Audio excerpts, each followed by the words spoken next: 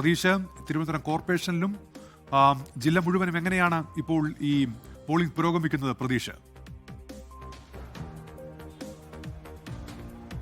ഉന്മേഷ്, അല്പസമയം മുമ്പ് KS ശബരിനാഥൻ സൂചിപ്പിച്ചതുപോലെ ഈ പോളിംഗ് ശതമാനം ഉയർന്നതിൽ വലിയ പ്രതീക്ഷയാണ് സ്ഥാനാർത്ഥികളും മുന്നണികളും പങ്കുവയ്ക്കുന്നത്. കാരണം സ്ഥാനാർത്ഥികൾ പോലും അല്ലെങ്കിൽ രാഷ്ട്രീയ പാർട്ടികൾ പോലും പ്രതീക്ഷിക്കാത്ത തരത്തിലേക്ക് ഈ തദ്ദേശ തെരഞ്ഞെടുപ്പിന്റെ ആദ്യഘട്ട പോളിംഗ് ഉയർന്നിട്ടുണ്ട്. ഈ എറണാകുളം ജില്ലയിൽ 60% ഇപ്പോൾ പോളിംഗ് കടന്നിരിക്കുന്നത്. തിരുവനന്തപുരം ആണ് കുറവെങ്കിൽ കൂടിയും ഇപ്പോൾ 53% തിരുവനന്തപുരം ജില്ലയിൽ പോളിംഗ് എത്തിയിട്ടുണ്ട്. അതുകൊണ്ട് തന്നെ വലിയ ആത്മവിശ്വാസത്തിലാണ് സ്ഥാനാർത്ഥികളുള്ളത്. തിരുവനന്തപുരം ജില്ലയിൽ 53.91 പോളിംഗ് ശതമാനമാണ് ഇപ്പോൾ രേഖപ്പെടുത്തിയിരിക്കുന്നത്. കൊല്ലം ജില്ലയിൽ 57 കടന്നിരിക്കുന്നു. പത്തനംതിട്ട ജില്ലയിൽ 55%, ആലപ്പുഴ 60%, ഒപ്പം കോട്ടയം 58, ഇടുക്കി 56, എറണാകുളം 61 എന്നിങ്ങനെയാണ് പോളിംഗ് ശതമാനമുള്ളത്. ഇപ്പോഴും പല ബൂത്തുകളിലും ഈ വോട്ടർമാരുടെ നീണ്ട നിരയുണ്ട്.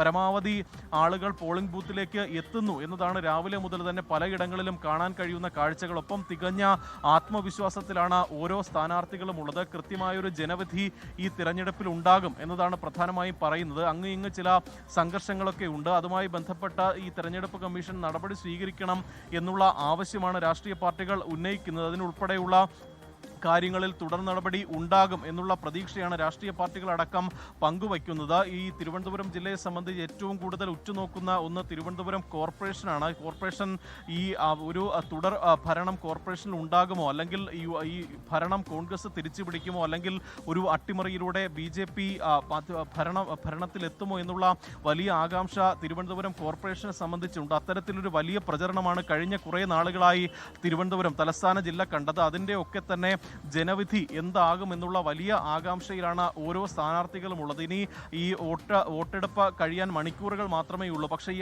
അവസാന മണിക്കൂറിൽ പോലും പരമാവധി വോട്ടുകൾ തങ്ങൾക്ക് അനുകൂലമാക്കാനുള്ള വലിയ ശ്രമത്തിലാണ് ഓരോ സ്ഥാനാർത്ഥികളും ഒപ്പം അണികളും ഉള്ളത്. അത്തരത്തിൽ വലിയ പ്രചരണങ്ങൾ ഒപ്പം വലിയ പരിശ്രമങ്ങൾ സ്ഥാനാർത്ഥികളുടെ ഭാഗത്തു നിന്ന് ഉണ്ടാകുന്നുണ്ട്. ഏറെക്കുറെ സമാധാനപരമായിട്ടാണ് രാവിലെ മുതൽ തന്നെ ഈ പോളിംഗ് പുരോഗമിക്കുന്നത്. അല്പസമയം മുമ്പ് ഈ വഞ്ചിയൂരിൽ ഉണ്ടായ സംഘർഷമാണ് ഈ അടുത്തിടെ രേഖപ്പെടുത്തിയ പ്രധാനപ്പെട്ട ഒരു കാര്യമായി നമുക്ക് പറയാൻ കഴിയുന്നത്. തുടക്കത്തിൽ ഈ അങ്ങിങ്ങ് ഈ പോളിംഗ് സാമഗ്രികളുടെ ചില സാങ്കേതിക പ്രശ്നങ്ങൾ ഒഴിച്ചു നിർത്തിയാൽ വളരെ സമാധാനപൂർവ്വം മറ്റ് പാളിച്ചകളോ ഒന്നും തന്നെ ഇല്ലാതെയാണ് ഇത്തവണ പോളിംഗ് നടന്നിരിക്കുന്നത്. അതുതന്നെയാണ് ഈ പോളിംഗ് ഉയരാനുള്ളൊരു കാരണമായി പറയുന്നതും. അതുകൊണ്ട് തന്നെ കൂടുതൽ ആളുകൾ വരും മണിക്കൂറുകളിലും പോളിംഗ് ബൂത്തിൽ എത്തും. ഈ നേരത്തെ ഉണ്ടായിരുന്ന 75% നിന്ന് പോളിംഗ് ശതമാനം ഇക്കുറി ഉയരും എന്നുള്ള ഒരു പ്രതീക്ഷയാണ് ഇപ്പോൾ സ്ഥാനാർത്ഥികളും ഉൾപ്പെടെ പങ്കുവയ്ക്കുന്നത്. എന്തായാലും ഈ പോളിംഗ് ശതമാനം ഈ മിക്ക ജില്ലകളിലും ഒരു 60% അടുക്കുന്നു എന്നതാണ് നമുക്ക് ഈ ശരിയാണ് പ്രതീക്ഷ. ഏതായാലും പുതിയ കണക്കുകൾ ഇപ്പോൾ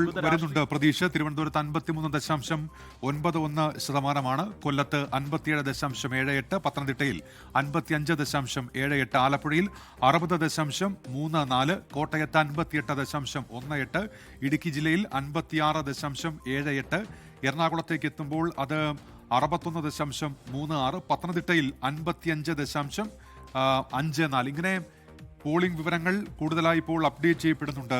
തെരഞ്ഞെടുപ്പ് കമ്മീഷൻ ആ വിവരങ്ങൾ നൽകുന്നുണ്ട്.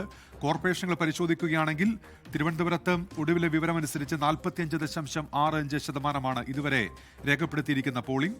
കൊച്ചി കോർപ്പറേഷനിലേക്ക് എത്തുമ്പോൾ അത് 49.68%, അതിപ്പോൾ 50% കടന്നിരിക്കുന്നു എന്നാണ് ഏറ്റവും പുതിയ വിവരം. കൊല്ലത്ത് 49.22 എന്നിങ്ങനെയാണ് ഏറ്റവും പുതിയ വിവരം. ലോകത്തെവിടെയായാലും ഏത് സമയത്തും 24 വാർത്തകളും ഓഗ്മെന്റഡ് റിയാലിറ്റി പാക്കേജുകളും എക്സ്പ്ലെയിനറുകളും വിശദമായി കാണാൻ ഞങ്ങളുടെ യൂട്യൂബ് ചാനൽ നിങ്ങൾക്ക് സബ്സ്ക്രൈബ് ചെയ്യാം.